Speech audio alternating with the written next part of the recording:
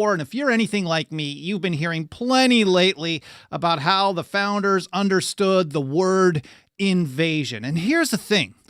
The founders and the old revolutionaries didn't just use the word invasion in one context that most people think they used it in. They also used it in a way that's being almost totally ignored today. And before getting to that, a quick apology if you're catching some construction work in the background. We've got some concrete work going on just outside here, but we'll just call it ambiance, right? And started off here talking about how, well, most people are thinking of the word invasion, at least right now. Here's James Madison in the Virginia Ratifying Convention, June 14th, 1788. He said, "The safety of the Union and particular states requires that the general government should have power to repel foreign invasions. The fourth section of the fourth article is perfectly consistent with the exercise of the power by the states." He said, "The words are, the United States shall guarantee to every state in this union a republican form of government and shall protect each of them against invasion and on application of the legislature or of the executive, when the legislature cannot be convened, against domestic violence." Now, Madison gives even another version, and of course, it's always going to be a little different. I just want to read this real quickly. Maybe we can address it a little bit more in another episode. He said the word invasion here, after power had been given in the former clause to repel invasions, may be thought tautologous, but it has a different meaning from the other. This clause speaks of a particular state. It means that it shall be protected from invasion by other states. So just repel foreign invasion and protect from invasion from other states is very interesting. But in other words, invasion being used here to discuss or refer to a movement of people generally armed, violent, crossing boundaries, etc. That's what we're talking about in that situation. But the founders didn't only use the word invasion to describe that kind of invasion. They also regularly used it to describe, well, violations of the Constitution and liberty. And here's Alexander Hamilton making that exact point in Federalist number 33. He said, "But it will not follow from this doctrine that acts of the large society which are not pursuant to its constitutional powers, but, get this, which are invasions of the residuary authorities of the smaller societies, will become the supreme law of the land. These will be merely acts of usurpation and will deserve to be treated as such." So discussing the Supremacy Clause, which I covered in more detail on Monday's episode. You got to check that one out, Supremacy Clause, Constitution 101, or however it's titled. But the short version is, Hamilton is making the case that, well, when they're only authorized to exercise those powers delegated to them in the Constitution, and they're only supreme in those areas where they're acting in pursuance of the Constitution. Everything else is an invasion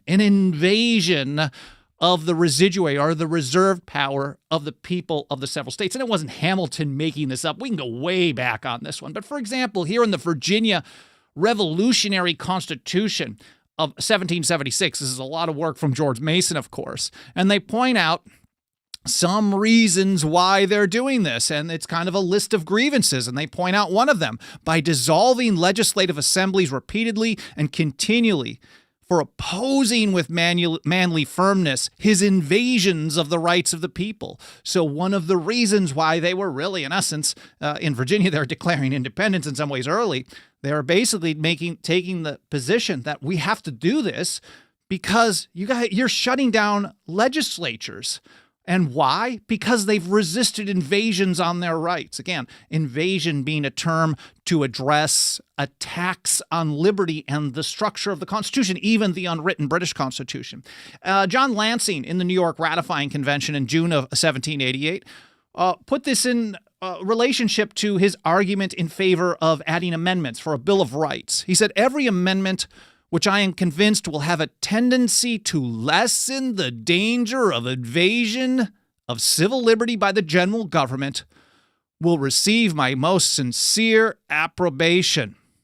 Sparrow Dynamics points out that Webster's 1828 dictionary, the definition number 2 for invasion, this is pretty cool, is an attack on the rights of another, infringement or violation. So, of course, we have to understand the context. And I know a lot of people only want to focus on one context, but if we're missing out on a context that might have a lot of implications today, maybe we should pay attention to that as well. Now, a quick aside here. I generally don't ever cite Webster's 1828 dictionary, just because it's too late. This might be its own episode on its own. This definition clearly goes along with what I'm referencing here, so it works.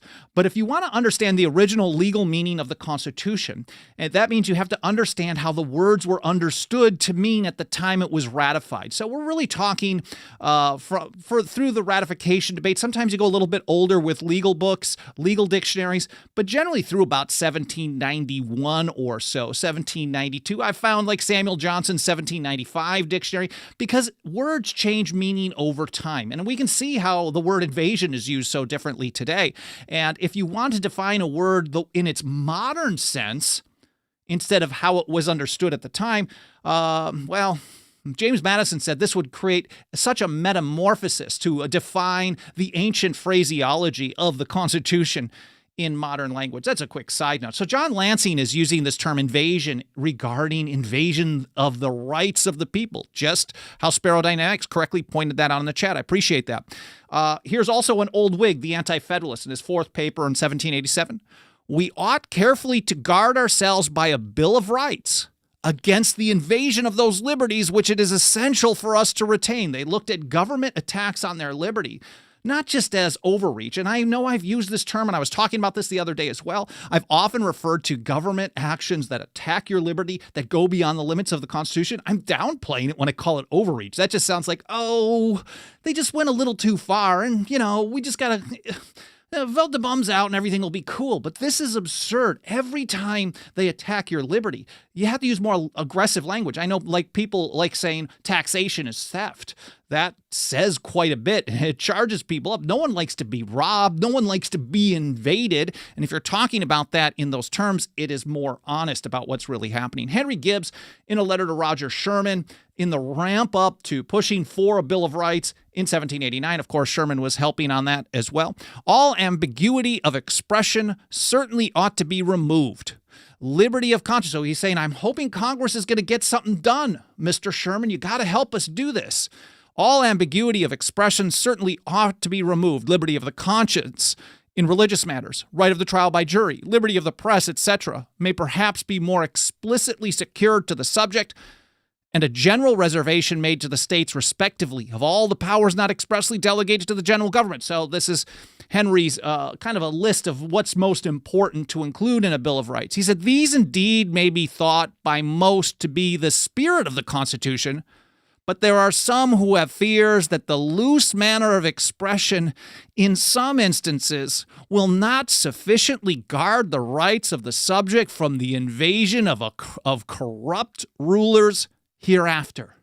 So the argument was, and this is what many of the Anti-Federalists actually were discussing during the ratification debates, was, okay, Mr. Wilson, Mr. Hamilton, Mr. Madison, you argue that in law, the Constitution means this, but we recognize in human nature that people will always read stuff in the most expansive way possible. And when you have corrupt rulers, as Henry Gibbs is saying here, they're going to, this loose manner of expression, general welfare, regulate commerce, necessary and proper, and things like that, they're going to read it in ways that they might use against the rights and liberties of the people. And one way that you secure that is you basically say, no, on these areas you especially cannot touch. And that was their view on this. But again, looked at as an invasion of corrupt rulers. So if they're going to do an invasion, they're corrupt. Richard Henry Lee, writing to Patrick Henry about a proposed Bill of Rights, or as things were going. Now, neither of them were fans of what they ended up with, even though they were both so influential in getting it. He said, the most essential danger from the present system arises, in my opinion, from its tendency to a consolidated government instead of a union of confederated states. So Richard Henry Lee, the first guy who in the Confederation Congress after the Philadelphia Convention was trying to get a Bill of Rights added, and he wanted to make sure that it wasn't, they weren't going to be able to go beyond certain things and everything else was going to be reserved to the states, as mentioned in the articles. But he's talking about it here again with Patrick Henry. He says, I take this reasoning to be unrefutable, and therefore it becomes the friends of liberty to guard with perfect vigilance every right that belongs to the states and to protest against every invasion of them, every right now, of course, and we were posting about this on X last night. A lot of people take the position, and they're right, states don't have rights, not in the way that we think of individual liberty in the modern sense. But the founders often referred and used the word powers and rights interchangeably. Again, you have to understand the context of this. So when they're referring to the rights of the states in this situation, they're not referring to his states having individual liberty of thought, because that's collectivism. You can't really do that. There certainly was a right to local self-government in the views of the founders, but we're talking about states' rights. We're really referring to every power that belongs reserved to the states. It's just kind of how language has changed. And so we have to understand that as well. Noah Webster, in The Revolution in France in 1794, that's the name of his essay. He says, if any man attempts to use force and compel his countrymen to receive his system in preference to others, it is an unwarrantable act, a high misdemeanor, an invasion of liberty. Perhaps it may be treason, though it would be difficult to punish it in a course of legal justice, for there is no law by which it can be determined. So again, invasion of liberty. And one more on these lines, and I also want to talk about some things that I see as serious invasions that are happening right now, that people are basically sitting around waiting for the invaders to just stop. And that isn't really how you deal with invaders, is it? Maybe that's how you deal with federal overreach, and that's why I'm really working on trying to get rid of that type of verbiage, versions of that. Because when it comes to federal overreach, maybe it's just a conversation you need to have. Maybe it's a personnel problem. But if it's an invasion, when you're invaded, you fight back. He said, it is the proper, this is St. George Tucker in view of the Constitution of the United States. He said, it is the proper object of a written constitution, not only to restrain the several branches of the government vis-a-vis the legislative, executive, and judiciary departments within their proper limits, respectively, but to prohibit the branches united from any attempt to invade that portion of the sovereign power which the people have not delegated to their public functionaries and agents, but have reserved unalienably to themselves. I mean, this Tucker hammers so many things. The whole book is free. You can get it over at Liberty Fund, Online Library of Liberty. That'll be linked to in the show notes. It's View of the Constitution of the United States of 1803. This is the first extended legal commentary on the original legal meaning of the Constitution. It's basically the Jeffersonian Constitution, and that's why it was so important at that time, and that's why it's almost totally ignored today. So he's saying so much here. First of all, sovereignty is final authority. Government only is acting as an agent of the sovereign people of the several states. So when government goes beyond that limit, they are, usurping power, and it's an invasion on that reserved sovereign power. Later on, I think it was later in the text, somewhere in there, he basically says usurpation is treason against the sovereignty of the people. That's similar to what we were getting from Noah Webster as well, but how do you punish that is a different question. So he continues, St. George Tucker says, a written constitution has moreover the peculiar advantage of serving as a beacon to apprise the people when their rights and liberties are invaded or in danger. So ultimately, we know that a written constitution isn't going to stop tyrants from violating it. But the more that the people understand it, it's kind of just like an instruction book. And if the people understand it and want government to abide by it, this is a warning sign. This is what can rouse the people to take action. So that's the whole point, really, what St. George Tucker of having that written constitution. Because if you think about it, the revolution, the radical change in the viewpoints of the people that were from 1760 or so through 1775, before the War for Independence, was really a change in the viewpoint of how things were supposed to be set up under any system, a written or unwritten system. They had to deal with an unwritten government or unwritten constitution that was really, in essence, arbitrary power. They could change it on a whim. And that was, look what all the problems we had with this unwritten constitution. It was supposed to be amazing, but certainly let's put the rules down so we can alert the people when those rules are being violated. All this stuff is going to be linked to in the show notes. Alan Mosley does an awesome job getting that all organized. And then I'll get it published over at 10thamendmentcenter.com/path-to-liberty. In a couple hours, we have a blog post for every single episode. So if you're saying, where's that speech from John Lansing or the essay from Old Whig or St. George Tucker's book, which you really should read, it's really good stuff. That'll all be linked to in the blog post for this particular episode, 10thamendmentcenter.com/path to liberty. I do want to say a quick hello to everyone out in the live chat. I appreciate you being here, whether this is your first episode or you've been here for every single one since day one. There's Bob Landry, Rights Are Not Tradition, Domo, Cheriton Farmer, Kirk, Patrick, Sparrow, Dixie, Haji, King Nobody, Rick in Michigan, and everybody else. I know there's Analog Kid. That's an awesome screen name. Of course, Sparrow Dynamics and Alan, JME Gown, and a few others. I appreciate you being here. Whether this is your first episode or you've been here for every single one since day one, thank you so much. I hope you're enjoying this so far. We've got a lot more to get into. Well, not too much, maybe another 10, 15 minutes or so. But I hope you find this interesting and educational. Now that we're established, first of all, again, 10thamendmentcenter.com/path to liberty, which is where you're going to find all the articles, original source documents, etc. that I'm referencing in this episode and every episode, and I appreciate you following us. So now that we've basically established the fact that the founders referred to an invasion not only as a physical invasion, armies, for example, crossing borders, trying to conquer territory, etc., they also regularly, this is a very common, this wasn't just an unusual thing. This is a very common use of the word invasion. They use it to describe attacks on liberty and violations of the limits of the Constitution. And so here's a few examples of how we have massive amounts of invasions today. And the invasions are domestic. They are coming from the so-called federal government in Washington, D.C., the former general government. It is now a central government, the largest in the history of the world. And then, of course, it's vassal states, which they steal the money from the people. They steal the money, and then they divvy it out to the state governments to encourage the state governments to act as agents of the federal government. It is a really nasty system we live under, and it's going to take a lot of work and a lot of time to change that around. It's possible. It's possible. But here are some examples, just a handful of, I think, some of the biggest ones. This is an article by Judge Andrew Napolitano last October. The title's called A Constitution the Government Evades, and he's talking specifically about the FBI. He said 6 months ago, so earlier in 2023, FBI officials boasted that in 2022, their agents had spied on only 120,000 Americans without search warrants. Under the Constitution, that number should be 0. So here we are. We've got that's supposed to be good. We've only violated the Constitution. Now, it doesn't say how many times, but a specific number. 120,000 Americans have had their rights violated by their own government. And supposedly, we're supposed to, they just need to be kept in check by another part of that same government that has sanctioned this type of action in the past in many ways. And we got to rely on them to stop themselves. No, this is an invasion of 120,000 people. This should be, people should be going nuts about this kind of stuff.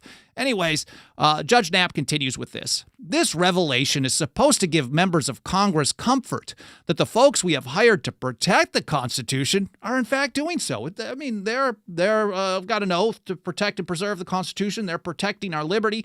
They're making us safe by violating the rights of just 120,000 people on one issue. Now, how many other things are they doing that on? I don't have all the numbers in front of me, but it's probably really bad.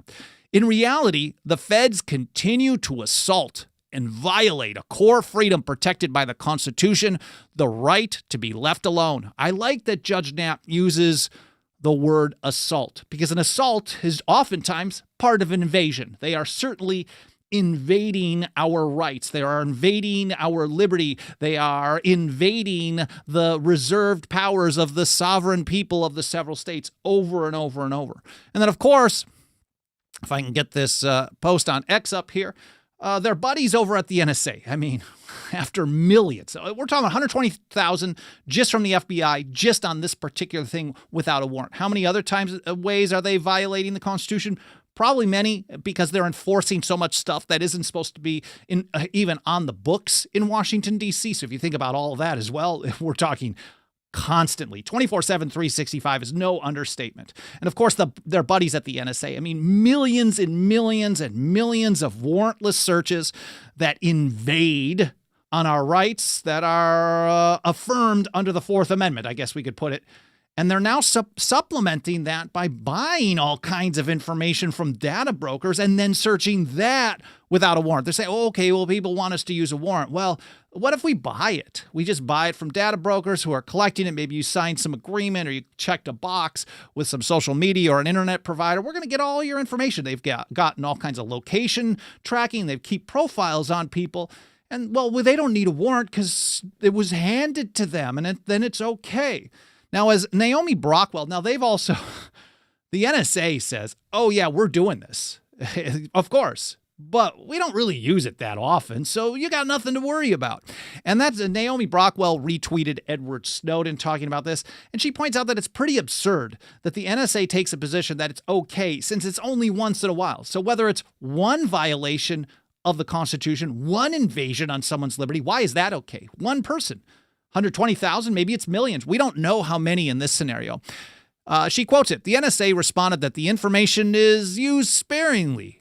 At all stages, NSA takes steps to minimize the collection of U.S. person information to include application of technical filters. And this, if you're looking on the screen here, she posts this picture of a bunch of powerful people, lobbyists, ex-presidents. I don't know all the faces, but a bunch of bad dudes.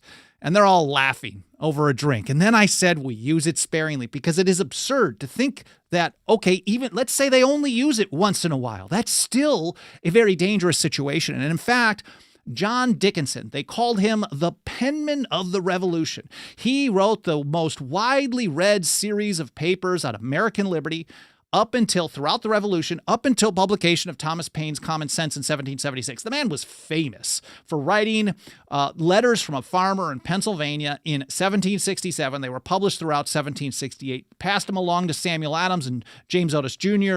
in Boston, and they certainly used them and worked and expanded on this. But John Dickinson pointed out in 1767 about the Townshend Acts, some people were saying, well, why do we need to go nuts about this? We got rid of the Stamp Act, and this Townshend Act isn't nearly as bad, so why do we want to put our necks out? And he was actually most concerned in a situation where it was used sparingly or the violation of your liberty was small. The invasion on your rights was small. He was most concerned about that situation because it sets the precedent for more. And that's how he put it here in letter number 7, which of course will be linked to in the show notes. He said, some persons may think this act of no consequence because the duties are so small. A fatal error. That, and he highlighted the word that is the very circumstance most alarming to me. For I am convinced that the authors of this law would never have obtained an act to raise so trifling a sum as it must do, had they not intended by it to establish a precedent for future use. So Dickinson was repeatedly concerned about establishing what he called, in response to the Stamp Act, the detestable precedent. He made the same argument against the Stamp Act. Say, don't use this. You have to refuse to comply because if you comply, it establishes the detestable precedent. They're never going to get rid of it, and they're just going to keep building on it and making worse and worse and worse. And he's making the same case here in response to the Townshend Acts in 1767 and 1768. And no matter how small of an invasion on your liberty it may be, it is still an invasion. And the small ones he was actually more concerned about because the real big ones and most obvious ones he expected people to, well, throw a fit about. And we sometimes see that type of thing play out today. But then again, there's millions and millions and millions of invasions on your rights and liberties happening all day, every day. Invasions on the reserve powers of the states all day, every day. And people basically stand by and wait to put new people in power in charge of that invader in the hopes that they'll just use all that power and, well, in ways that they like. And this is one of the dumbest things I think is happening. I mean, it's embarrassingly dumb. But anyways, Dickinson continued, to console ourselves with the smallness of the duties is to walk deliberately into the snare that is set for us, praising the neatness of the workmanship. And that's, I think, goes back to Naomi Brockwell, who is probably one of the best people when it comes to giving you practical advice on how to, well, try to protect your privacy in the face of all the technology and garbage that is thrown at us today or manipulated against us. And she does really great work. I recommend that you follow her. This tweet will be, or post will be linked to in the show notes over at 10thamendmentcenter.com/path to liberty. But this gets back to the idea like, okay, let's say, of course it's absurd. We know that with agencies like the NSA and the FBI, they always get caught after the fact, and it turns out to be much worse. But let's say they're telling the truth and they've only used it 2 times. Well, that's the situation that is most alarming to people like John Dickinson, the penman of the revolution. It's a fatal error to ignore it just because they don't use it very often or they use it sparingly. Anyways, one of the next ones that I want to discuss might even be worse. Firearms Policy Coalition, gun policy over on X, FPC, whatever you call them. They regularly post updates about how many firearm background checks are being initiated by the FBI on a month-by-month basis. I think they may do it every month. We follow them over on X and other platforms. I recommend that you do as well. They do awesome stuff. And we don't always have to even agree either, but we really, I think they're some of the real good guys out there. But they posted here in December of 2023 that there were 2.6 million background checks in November alone, bringing the total to 2023 to 27.1 million. 27.1 initiated background checks by the federal government. And our view is, well, that's 27,123,321 violations of the Second Amendment, at least so far in 2023. It's probably got closer to 30 million. One is too many. The federal government, the number of federal gun control, federal gun checks that they're authorized to establish under the Constitution is 0. So again, this is a massive invasion.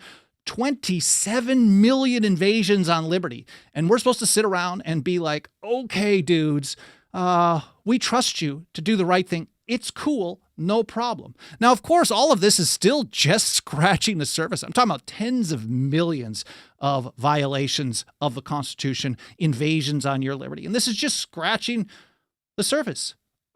It's happening constantly. And every agency that isn't authorized, every program, every rule, every regulation is also an invasion on your liberty. It's an invasion on the powers reserved to the states, the people, the sovereign people of the several states. And of course, once you establish one, they multiply and expand like cockroaches. It just keeps getting worse and worse and worse.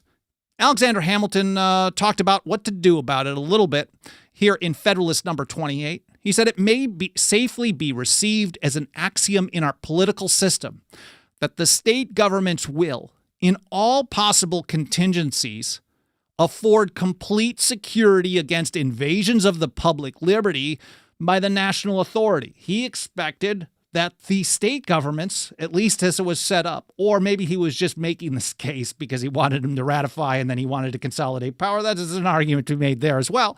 But let's just take it for face value here. During the ratification debates, he's pointing out that it's the state governments that can help protect the people against invasions of liberty by the federal government. They just have to do it. Of course, the people have to demand that they do it as well, as a quick aside.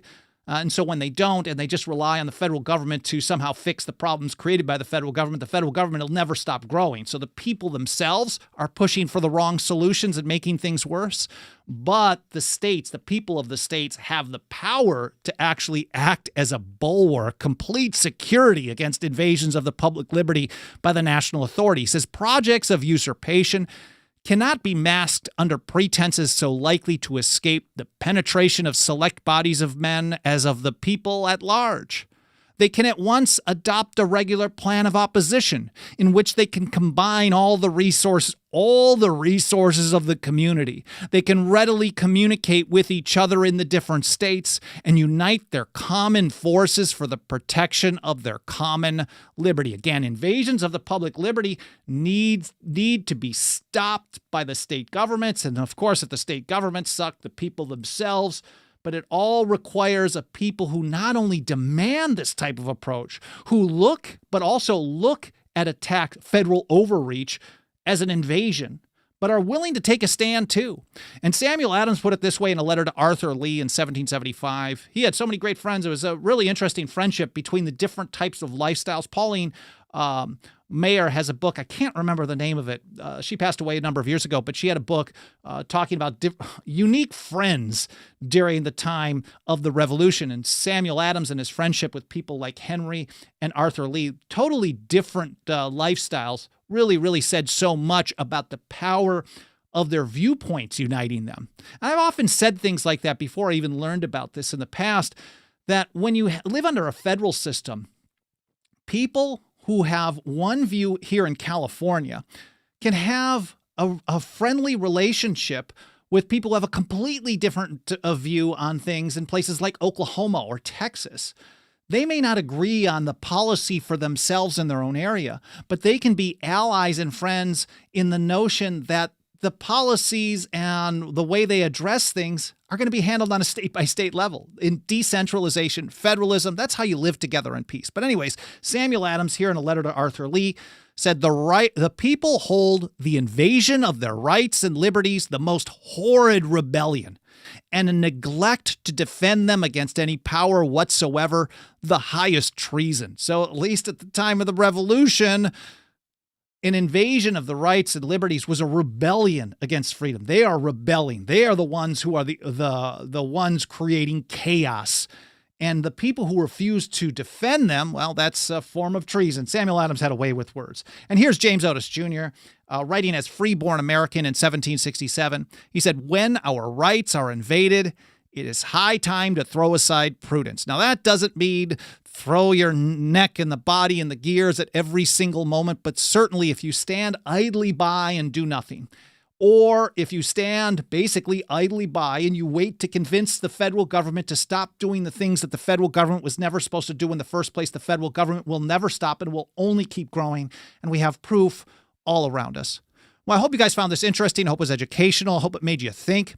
Of course, if you want to help us reach and teach more and more people with this kind of message, there is nothing that helps us roll up our sleeves every single day and do this work more than the financial faith and support of our members. You can join us for as little as $2 a month over at 10thamendmentcenter.com/members. No pressure, but if you got a couple of bucks of that dirty government fiat that they keep trashing and using to control basically everybody on earth, throw it our way. No one punches above their weight class better than the TAC. And in fact, Edward Snowden's attorney said that to Mike Maharrey and I in person at a meeting in New York a number of years ago. Man, you guys are really punching above your weight class for how small your organization is. And we certainly continue on that path today. So again, 10thamendmentcenter.com/members. You can also, there's the monthly $2 a month. There's also annual, lifetime, 5-year options if you want to take a look. I appreciate it. And of course, if you want to help us and you don't have the loot to throw our way, you can do a number of other things to help spread the word. Of course, sharing the links, but smashing the like, subscribing, leaving reviews on Apple Podcasts or any other podcast platform, all that stuff tells other people that we're doing a good job. It also sometimes can tell the algorithms of the platforms, oh, people are interacting with it and they think it's awesome, so we should show it to more people. So all that stuff really helps, and I really appreciate it. I'll take a look more through the live chat a little bit later today and the comments in the archives. I get so many great ideas for future episodes. I'm planning on this Friday's Fast Friday episode talking about George Washington and war powers, but I'm not 100% sure I've got that all ready to roll yet, but I'm going to work on that one pretty soon. I'm also going to do another one on war powers with John Adams and the so-called quasi-war to follow up on my Jefferson episode recently talking about his view of war powers under the Constitution against the Barbary pirates. This is all very topical. I think I've got more on immigration coming up, maybe one on necessary and proper. If you've got other ideas, leave it in the comments, live or in the archive. Email me, team@10thamendmentcenter.com. And thanks again for being here. Hope you enjoyed the episode, and I hope to see you next time here on the path to liberty.